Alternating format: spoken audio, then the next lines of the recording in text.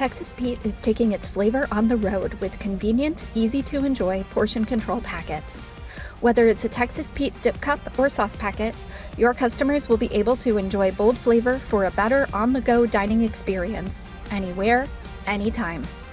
Ask your broker for the #1 portion control hot sauce or visit TexasPeteFoodService.com. What's up, everybody? Welcome to another episode of Extra Serving, a podcast from Nation's Restaurant News. I'm Sam Oches, editor-in-chief, joined by my colleague, executive editor Alicia Kelso. Alicia, hey there. Well, how was your weekend? Good morning. It was good. We had swimming champs, so another successful summer swim season in the books. And I will tell you, Sam, after the meet, which was, I think, 78 hours long, we went to Culver's and tried the new chicken line that they have. That was our little treat on the way home.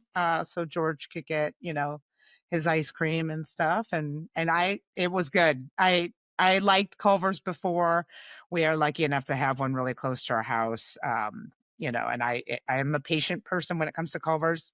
That made to order I can deal with. And you can tell there's a difference. It was really, really good. I was impressed. Culver's is solid. I'm lucky. I've got one. I think the closest Culver's to me is about 15 minutes. If it was within 5, I would have to apologize to Wendy's and say that my allegiance is shifting. I'm so sorry. Because as it is, Wendy's dominates still our family because it's just they're everywhere here. But man, if Culver's was closer, my kids love it. I mean, it's a good family spot because there's such a variety of options. And with chicken, I mean, I tell you what. So I went to Raising Cane's, as I told you, Alicia Kelso. I'm going to start calling. How was it, Sam Oches? Alicia, I went to Raising Cane's yesterday, as I mentioned to you before we hit record, to take the family to lunch on our way home from a trip. And, I just got to start by telling you, on the way through town, as we are trying to decide where are we going to stop, it has become, now that my 2 older kids are 8 and 6, it's a real debate now, right? Because they have opinions and lots of animosity kind of thrown around the van as people, stake their claim in where they want to go. Wendy's is typically the #1 spot that my kids would like to go, and they really, really love the chicken nuggets. Now, my 1-year-old has an egg allergy and cannot have chicken nuggets for the most part. Most fried chicken nuggets, there is egg in the batter used to fry them. So we were like, well, maybe not Wendy's this time. So we ended up instead at Raising Cane's. Raising Cane's has a naked option for their chicken, so that's what we went for with the baby. But I just have to say this now that I've hit record, even though I've already told you, Alicia, and you can act surprised when I tell you, but holy cow, I have never seen so many people inside of a Raising Cane's. The drive-through was wrapped around the restaurant, and inside was uncomfortable to the point I didn't even get a beverage for the first 10 minutes because I didn't want to stand by the soda fountain. I was like, nope, I'm just gonna wait because there's too many bodies over there, too many people standing there. And what was yesterday? It was a Sunday. So Raising Cane's, I would wager Sunday might be their busiest day as a company. I would be interested to see that data. That's, and Chick-fil-A is leaving sales on the table, which we know they're not hurting, certainly, but I would venture to say that's where the Chick-fil-A crowd is probably turning to on Sundays. And also that crowd also explains that 32% sales growth in 2024. I mean, Raising Cane's is on fire. So you saw it in person. I did. And we've done Raising Cane's a handful of times in the drive-thru, but I think to really get the kids in there to see it all in action, it was quite a sight for them. Now, listen, and again, to my family at Wendy's, don't worry, my kids still like the chicken nuggets at Wendy's better than Raising Cane's, but I think at least they now know the next time we fight about our dining options in the van, Raising Cane's will be a part of that consideration. So, I have a really quick follow-up for you. Have you tried the snack wrap at McDonald's yet? No, and I'm so glad you said that because that became a part of the conversation, and I was fighting for it. I said, guys, McDonald's, I want to try the snack wrap, but they're like, no. I don't know. For whatever reason, McDonald's is usually the 2 or 3 choice for my kids. Wendy's is usually above Chick-fil-A. Chick-fil-A and Wendy's are kind of always jockeying for #1. But Alicia? I tried both of them. And? Yes. They were good. I mean, I'm not typically a McDonald's person. We usually cook from home. Don't fire me. But I have been going to McDonald's often for these little mini Happy Meal things, which are really Hmm. cute, trying to collect those, but they were good. I mean, I don't really remember what they were like 10 years ago during their first round, but I was a big fan of the spicy. My wife thought the spicy was too spicy. She preferred the wrap, but they were heartier than I assumed that they would be. A nice solid $2.99 price point. And they were well proportioned. And I've, of course, gone down the rabbit hole on Twitter and have read that some markets sold out because of the popularity. I'm going to dig into that this week to see if there's needle movement, but exciting times over there too. McDonald's reports early August, so we'll have a little more color then, but it's certainly a lot of fodder right now on social media, and that is always a good sign. This is just a personal thing with the snack wrap is I don't like the snack part of the snack wrap, which is that and this again, it's just me, but I tend to eat at these places around meal times. And if I'm hungry for lunch, I don't want to snack anything. I want a wrap. I just want the wrap. You know what I mean? But I understand I'm perhaps in the minority on this front, and that snack helps to push it at other parts of the day. The big thing is I'd probably just get 2 of them to make it the meal instead of just getting a $2.99 little bite-sized snack. But again, that's just me. Alicia, we have a very exciting announcement for today that I want to get to before we jump into the headlines. And that is that we are officially ready to announce our keynoter for Create.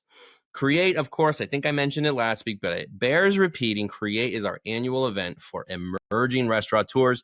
We do not have a requirement for how many locations you should have, but our suggestion is that if you are between 2 and 200 locations, Create is the event for you. And we use very fun, engaging, dynamic, fast-paced kind of content to really connect with you, and also just give you space to come and connect with your peers, enjoy yourself, be inspired, and learn a bunch while you're at it. This year's keynoter, we've had some good keynoters in the past, Alicia, but this is a particularly good one, and I know you're really excited about this person. It is Kevin Bacon. Kevin Footloose Bacon in the house in Nashville this October is going to be our keynoter for Create. I'm going to sit down and have a fireside chat with him, and we're going to talk about his creative process. This is why, listen, this is not just some fancy name, and let's face it, very handsome face, to come sit on stage. It is to have him talk about how he has been an iconic actor now for 40 plus years, how he stayed inspired, how he stayed fresh and on top of his game and continues that high level of quality. Relevant because a lot of the people who come to Create are entrepreneurs, founders, creatives, people who in this industry who are actively building their restaurant through creative means, not just strategy and business sense. And you will come and learn from Kevin Bacon himself as to how to stay fresh, stay inspired, and really lean into that longevity, such as he has a special bonus is that Kevin Bacon is in a band with his brother called the Bacon Brothers. Wonder where they got that one. And they're going to play a couple songs for us because we're in Nashville. It's Music City. We're going to have some fun with it. They're going to play some songs. I'm going to sit down with him for a fireside chat. I have to say, too, bacon. Who doesn't love bacon? Kevin Bacon or actual bacon? This is a chance to get maybe both. I don't know. There might be bacon on hand. We shall see. If I have anything to do with it, I'll make sure that there's a bacon there. Go to create.nrn.com and register for Create October 15th through 17th in Nashville. You don't want to miss it. Our speaker list is coming together. It'll be finalized here in the coming week or two. And so you'll be able to go through all of the great speakers we'll have on hand. But Kevin Bacon starts there. Standing. Do not want to miss it. All right, let's get into the headlines, Alicia. Sorry, you got to bring it way down after that high, the Kevin Bacon high. But I do want to just briefly say, of course, our thoughts out with the state of Texas and everybody affected by the floods in and around Kerrville and in Hill Country there in Texas. Been particularly devastating. I'm sure, Alicia, me, to just know how many children have lost their lives. This has been really, really hard to watch. Important thing here is that the industry, the restaurant industry, other industries too, yes, but the restaurant industry, as it relates to us, has really banded together to bring support to the area, to those who are affected. Alicia, I know you did a roundup the other day on everybody, all the companies who are banding together to try to provide through this just horrific this horrific tragedy. Give us a glimpse at what's going on down there. Sure. Yeah. And I think that's the case with any tragedy. I think that's why we love this industry so much. And the Kirby Lane Cafe CEO told a local news outlet, when neighbors are hurting, you show up, and that time is now. And I think that's just innately in this industry. Of course, like you said, other industries are stepping up, but there's something about the service hospitality industry and the ability to step up in an unusual way. These first responders are working around the clock. A meal, something as simple as a meal, can go a long way. And that's what we're seeing, for example, with Denny's showing up with its mobile relief diner to serve food to first responders and residents, and then we're seeing, of course, the monetary donations, whether through roundup campaigns or, dedicating an entire day of profits to local relief efforts. The list, when I was doing this research on Saturday morning, was really extensive. And what I posted on LinkedIn is certainly not the end. I mean, I've since seen other companies and even small operators, stepping up to do their part to help, whether again through food or monetary donations here. And like I said, we see this time and time again. We saw this, after the LA fires, with the blizzards. That this industry just has that big heart, that insatiable need to help and serve and be of a big part of their communities. And unfortunately, it seems like we need this a little bit more than we have. But it's just really a nice reminder of what our industry is about, and that's being a part of the community and helping people. Absolutely. Yeah. And if your restaurant is interested in getting involved, Alicia or I can help facilitate communication in as much as we can, but lots of boots on the ground there in Texas to support. And I understand they got a bunch more rain this weekend. I'm sure that they just see clouds roll in, and now that's just so much fear after what happened last week. But the need is ongoing. And to your point, Alicia, this is what the service and hospitality industries do. They take care of each other. Forget about any politics, anything. Forget about, whatever. Just take care of each other, take care of your neighbors and those in need. And this is a great opportunity to do that. Okay, shifting gears a little bit here. Let's talk about pizza. Alicia, you are keeping your eye on the value wars in the pizza industry, which is interesting timing or not. I guess we could have seen this coming, because guess what? 2024, not a great year for the pizza industry. Very flat growth on the whole. Certainly among the bigger chains, you had to really scroll down the list pretty far to find anybody with any kind of interesting gains in 2024 from the pizza category. This, of course, a couple of years after these just insane, massive comps that the pizza industry, a lot of pizza brands enjoyed in COVID as people turned to pizza en masse to get through stay-at-home orders. So now what, of course, you see when the industry is very flat in traffic and sales is they turn to value. They turn to the tried and true to try to get customers to come back in the doors. We see this in Domino's, which brought back its best deal ever promotion. We see this in Little Caesars, which has launched a value menu. What can we make of the value wars that are now striking the pizza category? Isn't it interesting? I mean, this is just a proliferation of what's happening throughout the entire industry. But to your point, Sam, if you look at the numbers across pizza, I don't know if any other category had a more challenging year last year than pizza. And, we're talking some of these stalwarts down 4 or 5, 10%.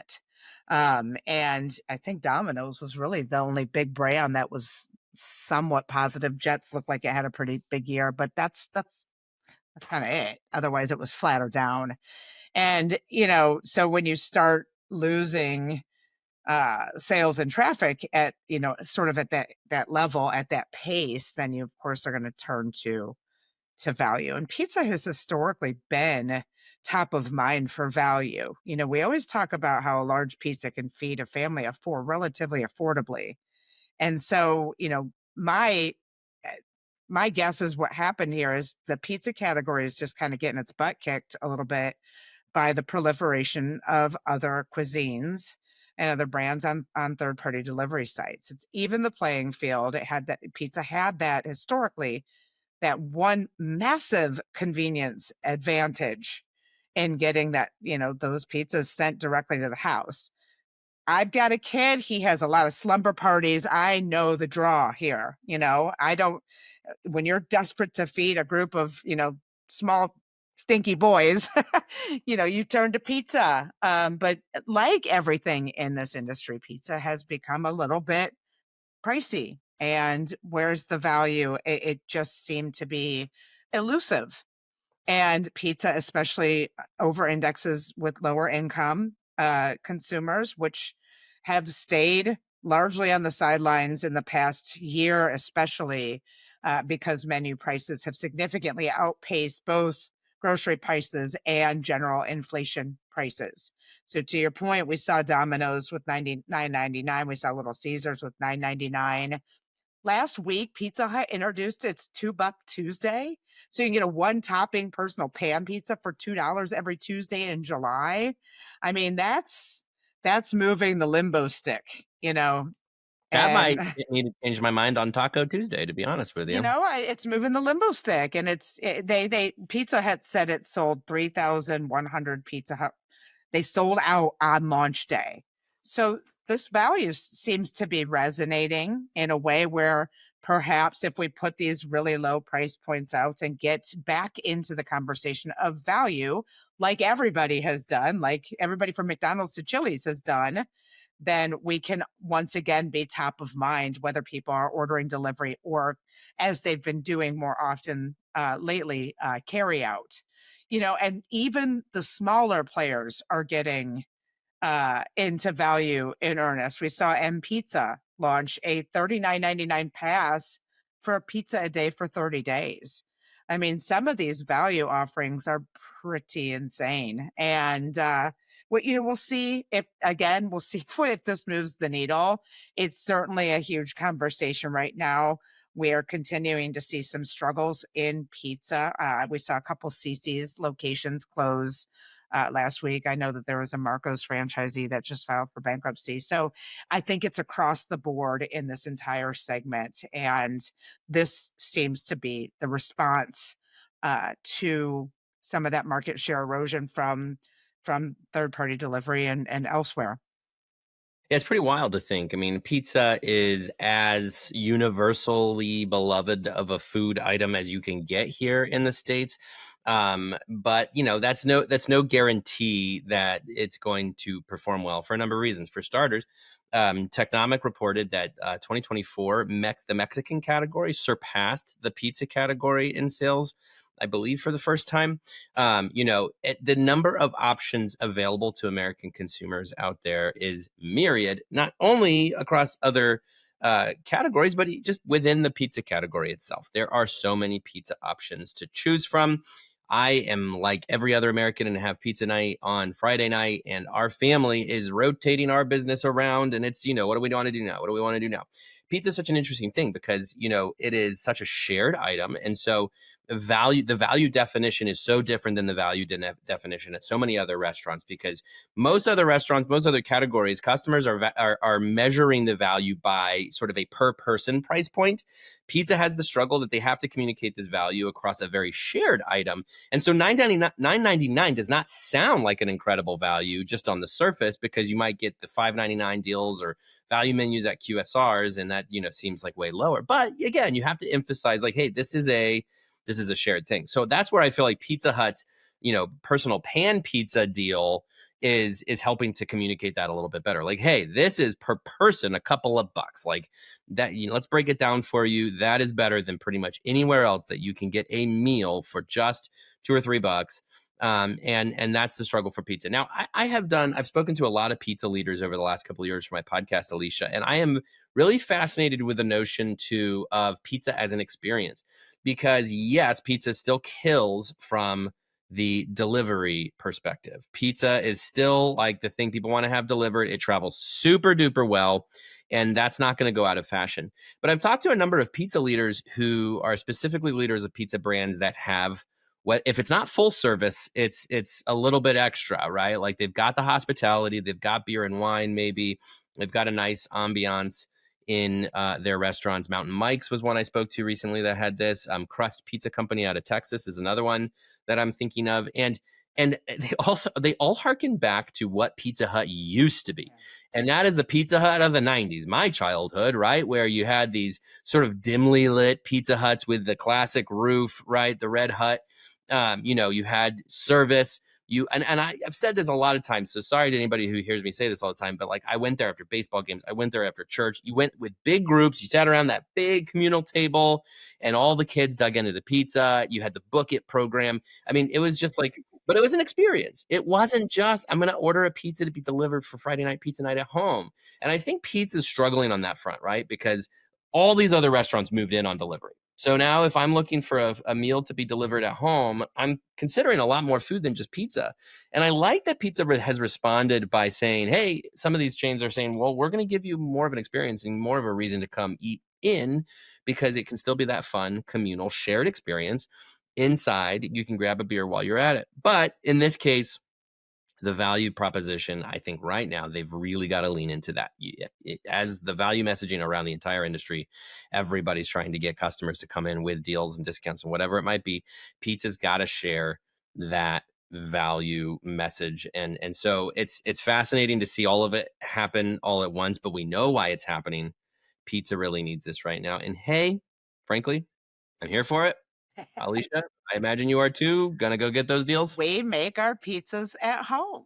We are one of those families that we will rarely order. Yeah, again, it's my wife just got a flat stone grill, so she's experimenting with things like pizza on it. So, That is really cool. Honestly, but I'm jealous. again, when we have slumber parties, then that rule goes out the window, because you just need something quick and easy, and ideally affordable. And now we're having that conversation a little bit more seriously over which one it is. Now, if you noticed in that initial conversation we had about what deals came out last week, Papa John's was not part of that conversation. Mm-hmm. And they're trying to lean into their premium positioning as sort of like the anti-value. They still have a lot of really great deals, of course. But I know when Todd Pettiger came on board, one of the things that he wanted to get back to was getting back to the fact that they differentiate themselves with the, better ingredients, better pizza tagline. So it will be really interesting to see where Papa John's responds as its competition gets really aggressive on these value offerings. Absolutely. By the way, I was also thinking about Little Caesars Hot and Ready. When I was in college, we used to send somebody, we all used to hand cash to somebody to go just get a stack of Hot and Ready's. Like something like this is gonna, I have no doubt it's gonna really pop, especially on college campuses at the very least. So good job, Little Caesars. All right, let's move on to Burger King. Burger King and the burger category. Here's another category that did not have a great year last year. Burgers also relatively flat as far as growth. Of course, your major players, McDonald's, Wendy's, and Burger King, negative. I mean, it was not pretty for the major burger players last year. That not prettiness continued, at least for Wendy's this last week. Kirk Tanner, CEO, departed the company to take the same role at the Hershey Company. I was particularly struck. I interviewed him earlier this year for our signature series. Kirk Tanner, great leader. Best of luck at the Hershey. But at the Hershey Company, it's really fascinating, though, to see this was only about 18 months after he took the job. And Wendy's, honestly, has been in a pretty good position. I think Wendy's, of the major burger chains, I wouldn't say has the least to worry about, but for the most part, and again, forgive any hometown bias here, but I think they're doing okay. They're well positioned. And so we will see how they emerge out of this. But Burger King, of course, Wendy's competitor that is making moves to also try to staunch, I don't want to say bleeding, but, certainly needs a little bit of excitement in its corner. Burger King does. And so they have revealed the Whopper by You platform. The idea here is that fans can submit their ideas for what Burger King should do with the Whopper and new different builds with the Whopper. That started this week with the release of the barbecue brisket Whopper, which sounds delish, maybe a little bit too much meat in my opinion, but I would give it a try. Alicia, what do we think about the Whopper by You platform? Does it seem exciting enough to get people to go back to Burger I King? think whenever a brand solicits input from its consumers, that's got a lot of potential for excitement. I think that's a big deal now. We saw that, this morning with KFC asking how are we going to turn this company around, and we'll talk about that later. But I customers want that input. They have more ownership in these brands than they ever have because of social media, because of really engaging loyalty programs. And so I think it's a very smart move for any brand to co-create in some kind of way, whether it's a menu item or a marketing campaign or something else. And I think it's a strong campaign out of the gate for Joel Yashinsky, who came, over from Applebee's earlier this year. By the way, Bowling Green State University graduate. And I think it was interesting because they had 3 finalists for this, and one of them was a fried pickle ranch Whopper, which piqued my curiosity. I'm Yeah, sure it did I'd be yours too. Yeah. And then a Mexican street corn Whopper. So just think of the creativity here where you are leaning into your consumers who are more sophisticated and knowledgeable than ever about food creation, about ingredients. They have the internet at their fingertips, cooking shows. This isn't 2005 anymore. Consumers know that, hey, a Mexican street corn Whopper might work. And so I think it's really a beneficial for companies to use that input to, at the very least, ideate, because consumers want more than ever from their brands. They want more menu creativity. We saw that last year. We had record number of LTOs and so on and so forth. I love this have, and of course Burger King is all about have it your way. And so it fits the brand historically. And I love this idea. Yeah, I agree with you. I mean, and it's fun, right? Like at the end of the day, and to your point about KFC, which we'll get into on our next episode later this week, but like, what some of these brands tend to lack is that connection with the guests that is fun, feels organic. Even if these things get created in a marketing department, it still feels very of the brand and like it is, giving a wink and a nod to the customer base. And that's what this is. To your point, Alicia, have it your way is Burger King's very famous longtime slogan. And you can't have it any more your way than having a say in what Burger King is putting on the menu. And so this ability to engage the customer base, collect feedback, of course, like you said, what they can do with the data on this is truly incredible. You're turning your customer base into a focus group, and that makes a lot of sense. I recently, I'm trying to remember, I think it was on recently I was on a Technomic Top 500 webinar alongside our colleague Jonathan Mays and Joe Pollock from Technomic, and we were talking about what's wrong with the burger category. And what I said then, I'll say again now, I think burger struggles because burgers are a little boring. When if we look back at pizza tends to be a little bit more of a blank canvas. A lot you can do with that foundation of just like a cheese pizza, even beyond just a cheese pizza, what you can do with the cheeses and the sauces. A burger build is a little bit trickier to where I think it's a little bit, I don't want to say boring. I love burgers. I'll have a burger every now and then, but it's like, you don't have a lot of variation in burger builds across the industry. And this is sort of taking a step out of that notion and saying, hey, we can try some different builds, particularly in QSR is where I just think like there needs to be some sort of innovative statement. And where McDonald's is like, we're going to look at chicken a lot. Burger King saying, hey, we're going to stick with beef. We're going to play around with beef innovation and see what happens there. I think it's really smart because, again, thinking about burger and pizza, nobody's writing the obituaries for these categories. They are going nowhere. They are beloved staples among many American consumers. But they need a jolt right now. They need a little fun and excitement, and they need customers to be engaged. And I think for Burger King's sake, at least as it relates to burgers, this is a really fun way to do that.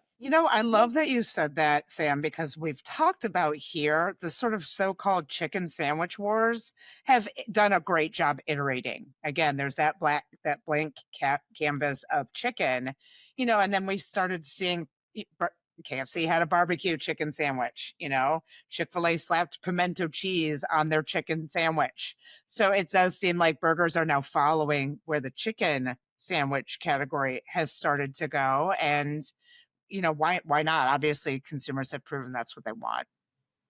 Absolutely. Okay, as far as marketing goes, we do want to also touch on some other successful marketing campaigns that have happened recently in television. The old school TV advertising, believe it or not, has not gone away, even with the advent of social media, etc. One brand using it effectively will not surprise you. The other, it might. Alicia, you wrote about recently Red Lobster and Taco Bell, two companies that are effectively using TV ads. Tell me more about this. What are they doing right? Yeah, we got research data sent to us last week from EDO, which is a TV outcomes company. And what's interesting about this is it sort of springboarded off another recent story that I wrote back in, I think, early June, about how more companies are allocating more of their marketing budgets toward good old-fashioned TV. Speaking my language as a Gen Xer, so welcome back. And we started hearing this a little bit more on earnings calls from everybody from STK Steakhouse to Dave and Buster's. But I think the impetus of this really goes back to early 2023. And we look at the meteoric success that Chili's has had over the past 2+ years. They went into TV in early 2023. They had Brian McKnight come. They played that remix of Back to One to coincide with their 1099 deal. And at least in part explains some of their meteoric success. Of course, Kevin Hochman and George Felix are marketing guys. They're smart. They know how to use TV and other mediums, and balance that out. But what happened is everybody just tried to started following that playbook. And we started seeing Applebee's pick up their TV spend. Red Lobster's was in response of, it was part of their comeback plan when they came out of bankruptcy. And so this EDO data that we got shows that Red Lobster actually has had the most effective ads in the casual dining segment in 2025. 5 out of the top 10 ads for most effectiveness. Now they measure that, based on response to ads who comes in after seeing that ad. And there's a whole lot of methodology that goes into this. Applebee's had 2 out of the top 10. And I reached out to Placer.ai, which is a traffic data firm, to understand whether this coincided with any traffic increase to corroborate that. And it indeed does. So Red Lobster's visits improved from -17 in January to -8 in May after this series of ad runs on TV. And then Applebee's has improved from 1% to 4.1, again, with its ads that it started running, for the 2 for $25 and so forth. We're seeing Red Lobster lean very heavily into their new CEO, Damola Adamolican. And I don't know about you, but I'm down to several rabbit holes on X, and it's it seems to be resonating really, really well to put him front and center. Just simply talking about, here's what we're doing. We listened. Do you guys want this? We're going to give you this, and this is all part of the comeback plan. We're going to do what you want, and it kind of goes into what we just talked about with the Whopper. Customers, they have ownership in these brands. They want the brands to listen to them. They're giving them the means to listen to them through digital devices and so forth. So putting him out there on TV as one medium, now I'm seeing him all over social media too, it has obviously proven effective. Now, TV is not going to be the biggest allocation of marketing budgets. Linear TV is still showing a dwindling, viewership, but it does seem interesting, in particular, that casual dining is really kind of including TV more than it has. And more companies are starting to talk about how they are considering TV as part of their overall plan. The one group CEO, Manny Hilario, simply said TV is back. Now, he also said they can't afford it. They're smaller. Same with BJ's. BJ's said, do we see TV is kind of making a comeback? So they have to make up for this, casual dining influx on the airwaves. In other ways, they're leaning into local marketing and loyalty programs to do that. But it is an interesting conversation now. And I pinpoint that. My opinion is that it's all pinpointed to that really successful playbook of Chili's. And I don't know if you know the answer to this, Alicia, but do you know, was this streaming and broadcast included? Yes. I mean, so there you connected. Yes. Yep. There you go, right? Because it might seem antiquated to say TV advertising is like something that people are investing in. But Alicia, I'm sure you do this too. I'm still spending a lot of time on Hulu. I'm still spending a lot of time on platforms where I'm getting TV ads, right? So even though I was, your cord-cutting millennial, I stream an awful lot of content, and so I still have an opportunity for a lot of these ads. Now, to look at Red Lobster really quick, I mean, yeah, everything you said is spot on in that Damola is. This was a really smart strategy for them to put him front and center because he's a young, charismatic guy who just put himself in front of the camera and said, hey, you know what? We listened to you and we're going to change things. I mean, it's about as brutally honest as you can get to put your chief executive out there and just say, okay, sorry. They didn't say we screwed up, but might as well have, right? He said, okay, sorry, we took it off, but we're putting it back. We listened to you so you can come back here. And unfortunately, not every restaurant company is going to have a Damola in their back pocket. He's just a really charismatic guy. He pops from the screen. And so if you have a CEO who can do that, great, throw them out there. But other companies, it will be something else. Whoever it is that you want to represent your brand, maybe it's a celebrity spokesperson, maybe it's your employees. Chipotle's done a lot of that where they put their employees, like real employees, in front of the camera talking about what it's like to work at Chipotle. But the point is like, this is really high value, high impact programming when it's between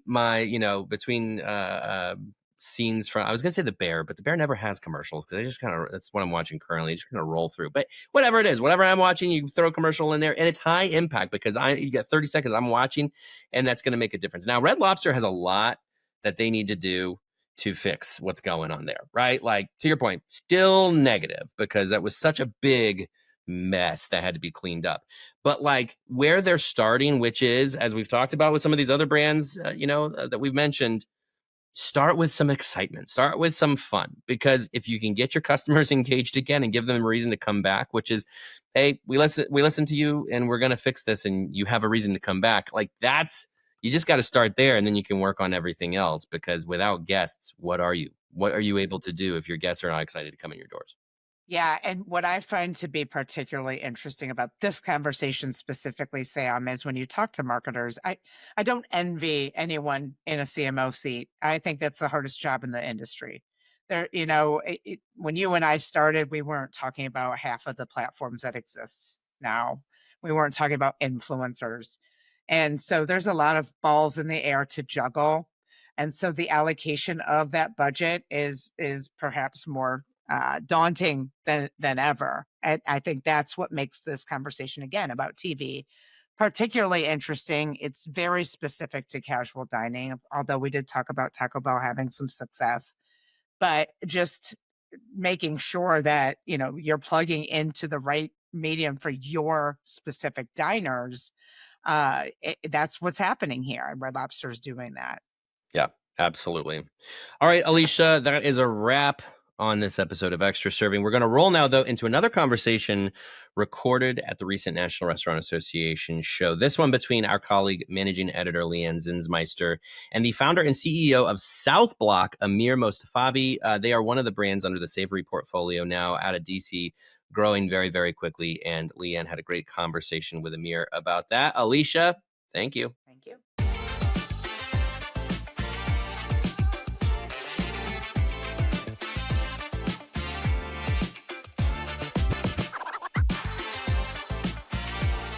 I am here at the National Restaurant Show. I am joined this afternoon by Amir Mostafavi, the founder and CEO of South Block. Thank you for joining me today, Amir. Yeah, absolutely. Thanks for having me. This is fun. Anytime. I'm glad you think so. Tell me a bit about South Block. Give me the origin story and the elevator pitch for anyone who doesn't know. Yeah, so South Block, we're a brand based out of Washington, D.C. area. 20 locations. We sell smoothies, acai bowls, cold pressed juices. We started in 2011.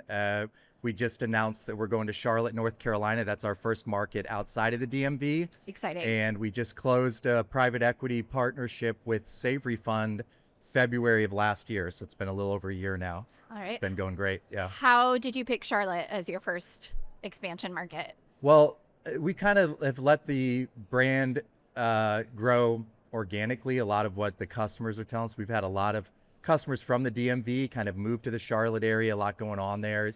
And a lot of people have been asking us if we're going to come to Charlotte. And we just started exploring new cities, and it felt like the right city and the right time. There's a lot of exciting things happening down there. And we felt like there was an opportunity for South Block for the smoothie acai category to kind of go into that market and do what we did in the DMV in Charlotte. We're really excited about that. Yeah. Yeah.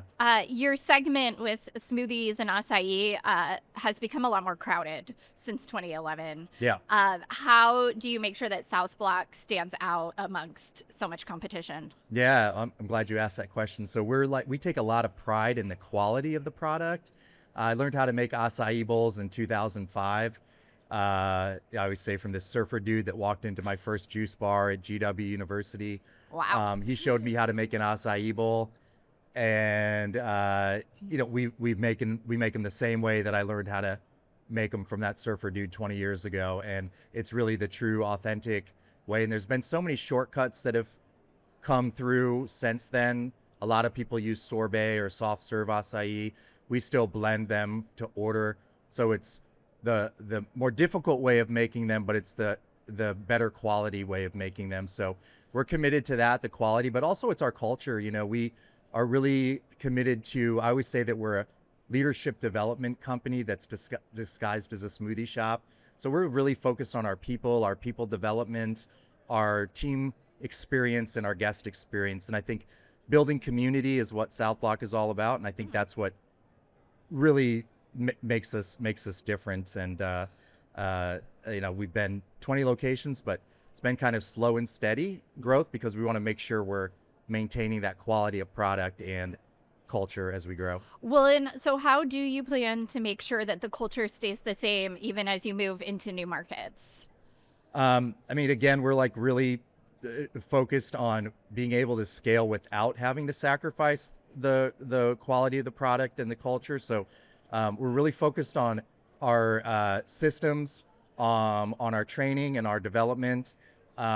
And just remembering our roots and kind of what I said earlier, like doing what we did in the DMV in Charlotte.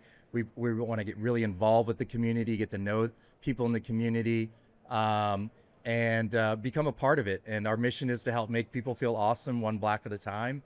So we want to go in there and just do our part to make the community just a little bit better than from when we came in. So, I think we take it one block at a time is what we say. And I think if we just continue to have that mindset, one block at a time, let's just make sure that one's good and we're serving a good product and giving people a good experience, then we move on to the next block.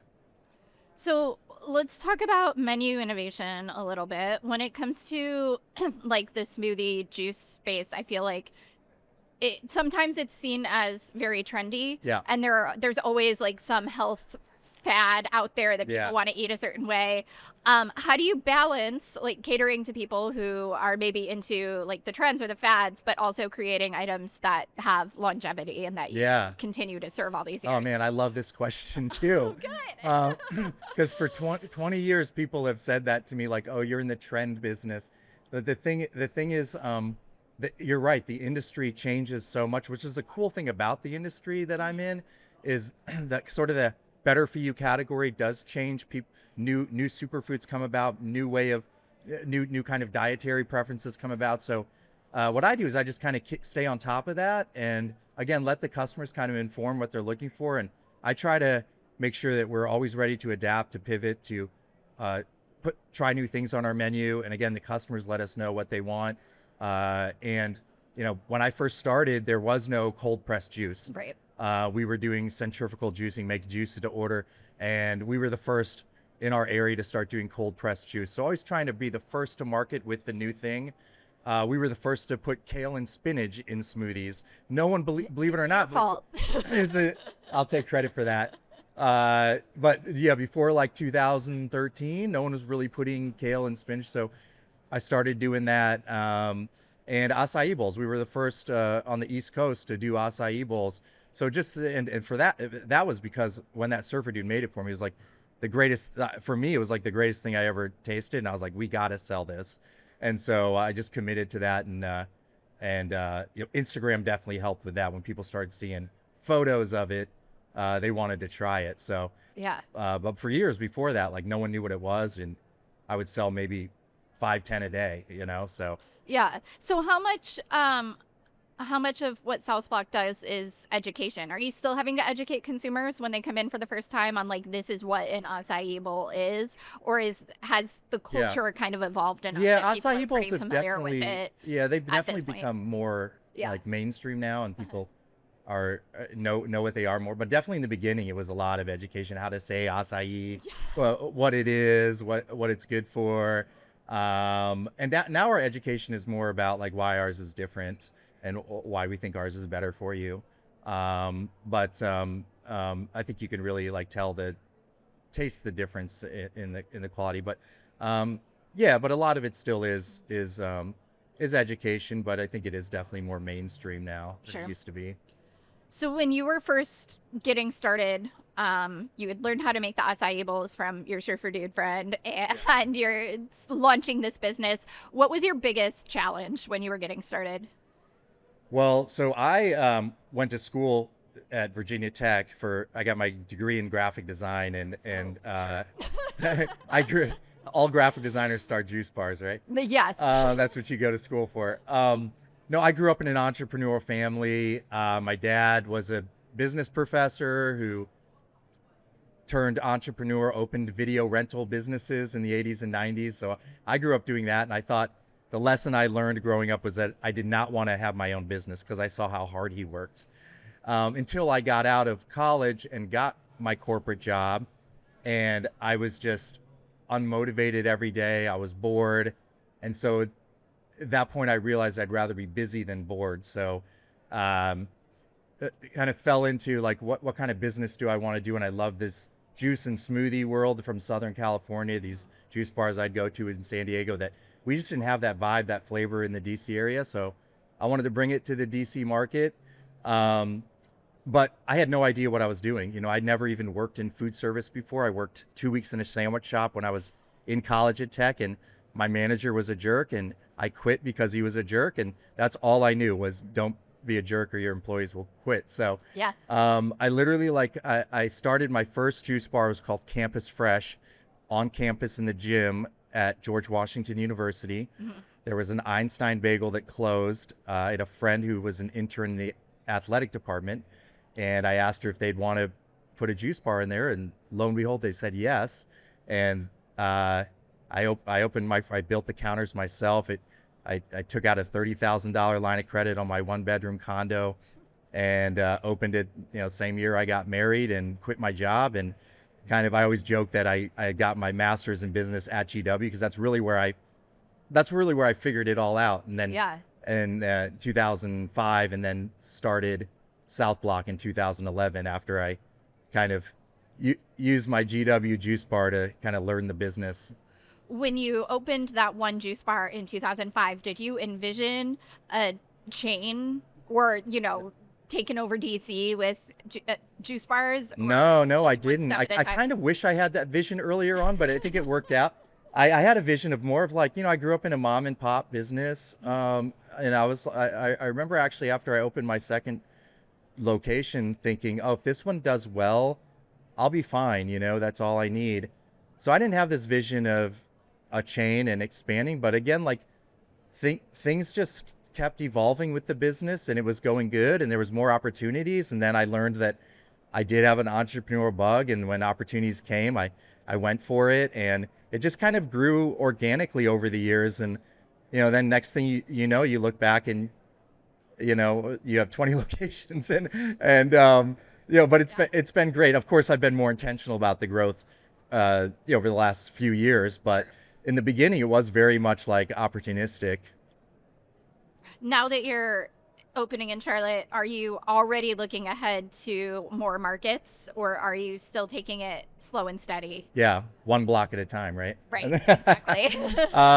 No, we're definitely more now that we have the Savory partnership, and I've built I have a great support team around me, a great leadership pipeline. Like I said, we're really focused on people development, and we just have a great team and culture, and we're ready to go. And like I said, we would never scale at a point where we felt like it would ruin our company culture or our quality of product. So we're excited about Charlotte. We're excited about other parts of North Carolina. We still think we can do a number of stores in the DMV. So we're still excited about our heritage market too. But beyond that, we're just kind of focused on that. We want to make sure we go into Charlotte, really do that right, really nail that. We're not taking for granted that it's our first market outside of the DMV, and we want to make sure we do a really good job introducing the brand to a new community. Yeah.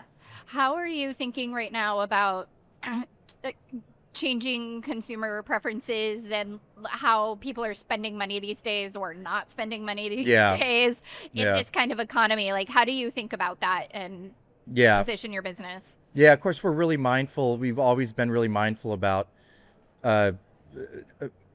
raising prices and not raising prices. And, one of the things we've been doing more recently is working on smaller size bowls, for example, that come at a lower price point. So there's that option. I think our name's South Block. One of the reasons why I named it South Block was I wanted to be more about the community than the product. Okay. Right. So my first location of South Block was a 700 square foot location on the back of this building. It was the last retail location in this new development that nobody wanted because it was on the back building on the South Block, 700 square foot, huge column down the middle. And I took it because I felt like if we served an awesome product and got to know and got involved with the community, that we could build community on that South Block. And so I knew from day one, like, I wanted to also make it a place where everyone felt welcome, and it felt like it was a place for everyone, not just some juice bars to me felt like you had to be have a certain dietary preference to feel like it was a place for you. I wanted this to be a place where vegans felt comfortable, where guys walking by to grab a hamburger felt like it was a place for them, a community business that supported everyone in the community. And that also included folks that couldn't necessarily afford to eat fruits and vegetables, because I knew that not everyone can afford to eat healthy. Not everyone can afford to eat fruits and vegetables. In fact, I grew up at one point in my life when we were kids. My dad was getting his PhD, and he's from Iran, and he was sent to Kent State to get his PhD and lost his funding when the war started in Iran. So here he is, my mom and dad with 4 young kids, no funding for education, for housing, for food. So we had to start with nothing. And so we were relying on things like food stamps and assistance to help get us food. And to my dad, it was always important that we still had fruits and vegetables. So I made that part of our mission with South Block. So I started a nonprofit organization called Fruitful Planet, which every time you buy something at South Block, a portion of that goes to Fruitful Planet. And 100% of those funds are used to get fresh fruits and vegetables back to people in need throughout our community. That's great. So I started this in 2019. After it was in my mom's honor. She passed away in 2019. And I called it Fruitful Planet because I felt like she was one of the most fruitful people that I knew. And I really thought about the meaning of being fruitful versus successful. And I love the idea of having a more fruitful life than a successful life, and giving back and supporting the community who supports you, and just the community that's around you that needs your support. So we've donated over 70,000 pounds of fruits and vegetables to people in need throughout our community since we started this. And, one of our core values is small acts can have big impacts. And we like to let our community know that they're a part of that mission too. So we're all in it together. We're all making a difference together. That's great stuff. Yeah. Let's shift gears a little bit and talk about what we're doing here in Chicago. We're at the National Restaurant Show, Yeah. of course. When you come to a show like this, what are you looking for? What are you doing here? I'm looking to do podcasts like this. So thanks for having me. I'm really looking to make connections, to connect with our vendors, to connect with people that you do business with, but you don't always get to see in person. So it's so fun to run into people here that you kind of have phone conversations with or Zoom calls, and get to talk to them in person. Sometimes you come and get inspired by different ideas too, like different pieces of equipment we didn't know existed. We stopped by the Vitamix booth and checked out some of the new blenders. That makes a lot of sense for us. So yeah, it's really about connecting with folks that you do business with. Yeah. Yeah. What has stood out to you so far? What's your biggest takeaway? Well, I came last year as well, and I came by myself. So I brought some of my team with me this year. I brought my supply chain manager, my construction manager, my facilities manager, who happens to be my brother. And it's been great to have them come along to be able to connect with vendors who are specific to their area of business. So really, that's what it is. I think it's just connection, and then, the amount of food samples too is pretty unbelievable. It's a big perk. What's exciting to you right now about the restaurant industry? Oh man, I don't know. I think there's been so many challenges for the last 5 years, year after year, but I think it's how resilient the industry has been. And I think part of that shift has been leaning more into positive culture. And I think you see that more in restaurant industry than you did before 5 years before. So I'm excited about seeing that shift in the industry. Yeah. That I think the industry and as a whole has developed a better reputation for people to work in. So bringing people back to the restaurant industry to work in the industry, I think has been exciting to see over the last couple of years. And the resilience of the industry has been really exciting. And of course, you're seeing a lot of cool things in technology too. And that's been fun to see. Can you imagine? I've been in the business 20 years, the different technology that is evolved. So I'm walking around now, I'm seeing all these robots going around serving food. Like, is that what's coming next? Yep. Robots serving food? Robots everywhere this year. Last question. What's your favorite thing on the South Block menu? Oh, I love the almond butter bowl. Okay. It's an acai-based bowl, but you had blueberries, bananas, cacao nibs, and some almond butter on there. So I feel like you get a little bit of protein with the acai, but that's my go-to. Good to know. I will come try that out next time I'm in Yeah. DC. Well, I love the PBJ as well, and that's a lot of people's favorite. And our best seller is the Warrior Bowl. That's like the most classic acai bowl with just bananas, strawberries, blueberries on top. So perfect. Thanks of course, like everyone loves Nutella right now too. Like, yes. I have 2 teenage daughters, and they come in with their friends. We just opened one right across the street from their high school. Oh wow. Which is awesome because my oldest daughter works there now. And I put an office back there, so their friends come and like bother me in the office, which is really fun and reminds me of my dad's video store back in the day when I used to work there. My friends would come visit but anyway, they're and their friends come in and they just want Nutella on everything. So that's been pretty, which I'm like, hey, if you're eating fruit and you put a little Nutella in, at least you're eating some fruit, right? Yeah. Well, it's an example of one of those trends that who knew Nutella in the bowls. Right.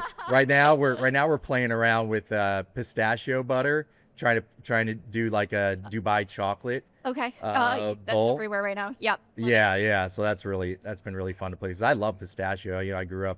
Sure. My dad's Iranian, so yeah, everywhere. Pistachio's always in the house.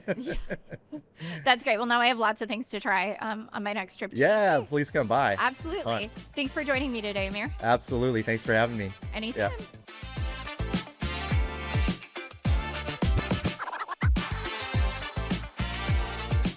Texas Pete is taking its flavor on the road with convenient, easy-to-enjoy portion control packets.